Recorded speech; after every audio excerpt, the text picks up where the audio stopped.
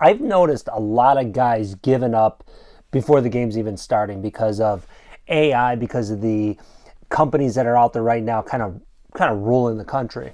But I want you to keep this in mind. For those who remember Yahoo, they were a big search. I mean, they're still around, but they were like the biggest search engine, and they ruled the internet early on. And people thought that they could never be toppled. And what happened was Google came and just wiped them out. I mean, completely destroyed them. Yahoo's, I guess, is still around right now, but they're a fraction of what they were. And people always said, well, one day Google, the thing amongst business people is that eventually Google can be overtaken too. But the consensus of anyone who ever used Google and Google search knew that Google probably will never be topped, right? Or be a very, very long time. Well, if you've ever used ChatGPT, you realize that Google search is probably on the way out, right? So before you give up, before you just say, hey, I'm out, I'm losing, they won. That's what these big companies want you to think. That's what they want you to believe. They want you to be defeated so they don't have to compete with you. You understand that? Why do you think that companies like for example, Amazon, they want every small retailer to believe they're beat, that you can't even compete with them, but you can. There's companies that successfully competed against them. I mean, take a look at Best Buy. I don't know if you have them in your area or not, but they're an electronics store. And probably about 10, 15 years ago, they were, or maybe it was less than that, they were on the brink of going out of business. They were just washed up because what people were doing, they called it showrooming, or I think that's what they called it, where people would go in, look at the TVs, look at the electronics, look at all their stuff. They'd go on Amazon, and then they would buy cheaper on Amazon. So Best Buy was like all but out of business. And Best Buy went back to the drawing board, completely changed their game, and became profitable. Became very, very profitable. Now, I know recently they've had their problems, but they've gone on for more than a decade with that strategy.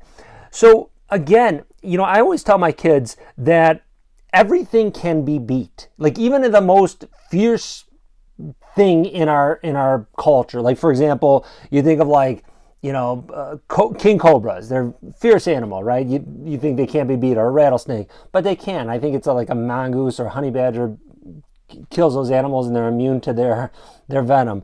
Even look at like alligators, crocodiles, big fierce predators, that apex predators that have been around for, I don't know, a million years or whatever it is. I'm not I'm not an ecologist or whatever they call it, like a naturist, right? But so I don't know how long they've been around. But for example, pythons have shown to kill them, and even for example, like hippos can kill a crocodile or an alligator. So, or a crocodile, I guess. But so that's what I'm saying is don't give up. Like too many guys are just saying, well, it won't work. These companies are taking over. AI's taking over. There's no use being in the game. I'll tell you a story. I hesitate to tell a story because I don't want to name any names. But about 4 years ago, there's a friend of mine that's close to me, and he's very smart. He's very put together, and he's got a lot of great qualities. But one of those people that doesn't realize what they got going for them, right? So he's always selling himself short. So roughly about 4 years ago, he was always, talking about doom and gloom. Everything's doom and gloom, like, the economy's going to crash, dollar's going to crash, AI's taking over, blah, blah, blah, all that stuff. Just stuff I hear now, right? And my thought was, well, that's fine. I mean, I disagree, but to me, it didn't matter because I had a wife. I have a wife. I've got kids. I've got mortgage. I've got cars. I've got my kids in school, in sports. I've got a lot of upkeep, right? I can't just say, oh, everything's gonna go to hell, so I'm just gonna sit back and just watch everything go to hell. No, I had to continue to grind. I had to continue to hustle. I had to continue to work and move forward.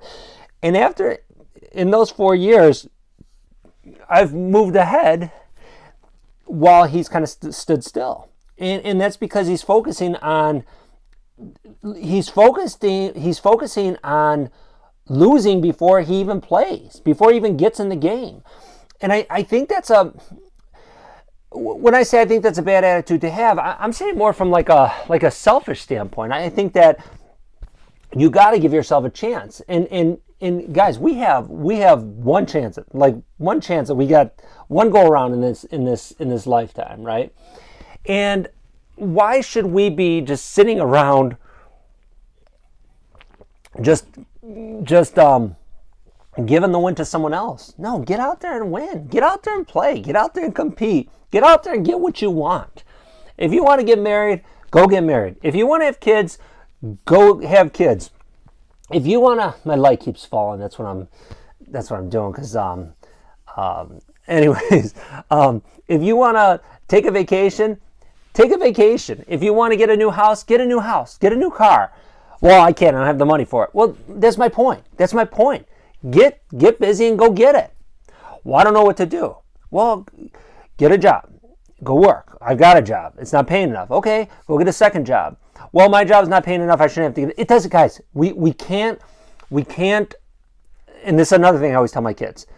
You can't deal with the world the way you want it to be, or the way you think it should be, or the way it ought to be, right? Because there's a lot of things in our world, in our culture, in our society, in our economy that I look at and I say, that's completely wrong. And don't even get me started, right?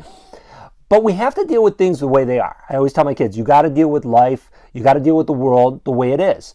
So, for example, you say, well, your day job doesn't pay enough. I shouldn't have to go work at night. No, you shouldn't. You really shouldn't have to. But you know what? Guess what, guys? Sometimes you do. Sometimes you do. Work that second job. Work a third job. Do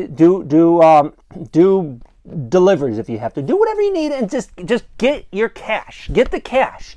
And then you can figure out the second part later. You can figure out how to take that second move.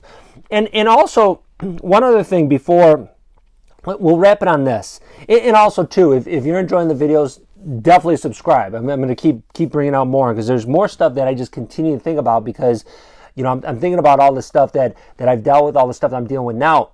and for anyone who thinks that that I'm past all that, like I've figured everything out and I'm past all that, like where I don't have to deal in this economy now, like I've just made all my money and I could just move on, that is 100% not true. I'm dealing in the same economy. I'm dealing in the same environment that you are. So I have to transition my business to compete with these companies. I have to figure out what I'm going to do next. And then on top of it, I got to figure out how to help my kids transition to the economy whatever the economic system is turning into over the next 5 or 10 or 15 or 20 years. Not only do I have to do it for myself and for my family, but I have to help my kids navigate that. So I'm in it, and I do see all this stuff going on. I see everything going on, but my point is you can't just fold and say, hey, they won, I'm out. I'll give you one other example. And I know a lot of you guys are on Facebook.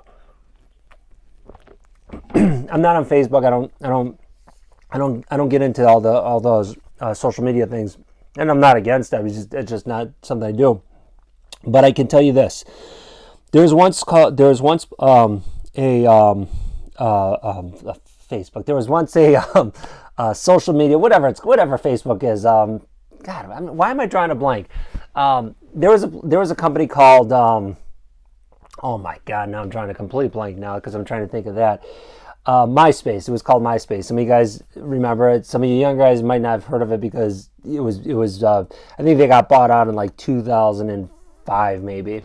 Well, anyways, they were the big social media company, and there was a couple other companies that were kind of competing with them for the main spot to be like the social media company, and they beat all those companies out, and they became the top dog, and it was like it was them, like they were the future. And so, it was looked at like no one can beat these guys. And then they ended up selling out to, I think they sold out to Fox and Rupert Murdoch. And then I don't know whatever happened and whatever came out about, whatever came about to the company. I think it actually got resold again, and I doubt it's still running. Maybe it is. I don't know.